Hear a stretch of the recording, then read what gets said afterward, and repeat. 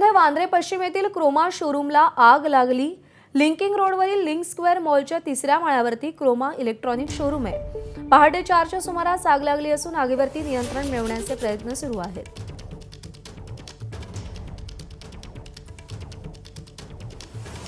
बँड्रामधील link square मॉलला पहाटे 4 वाजता आग लागली आणि ही आग लेवल 4 ची होती। सध्या आपण त्या मॉलच्याच परिसरामध्ये आहोत आणि आपण आता थेट दृश्यांमध्ये दाखवू शकतो किती मोठ्या प्रमाणावरती ही आग होती। मोठ्या प्रमाणावरती अग्निशमन दलाच्या गाड्या या रात्रीपासून इकडे आल्या। आता आपण दाखवू शकतो कशा प्रकारे मोठ्या प्रमाणावरती धूर हा या मॉलमधून येत आहे। त्याचबरोबर ही जी आग लागली ही क्रोमा या दुकानाला लागली होती आग आणि आगीचं कारण हे अस्पष्ट आहे। अजून देखील आग ही थोड्या प्रमाणावरती या मॉलमध्ये आहेत। सध्या दुकानदार जे आहेत ते त्यांचं साहित्य या मॉलमधून काढत आहेत। सध्या जी परिस्थिती आहे त्यामध्ये अग्निशमन दल हे प्रयत्न करत आहेत आणि त्याचबरोबर आग विझवण्याचं देखील ते मोठ्या प्रमाणावरती प्रयत्न करत आहेत।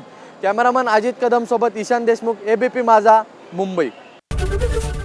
एबीपी माझा, उघडा डोळे बघा नीट।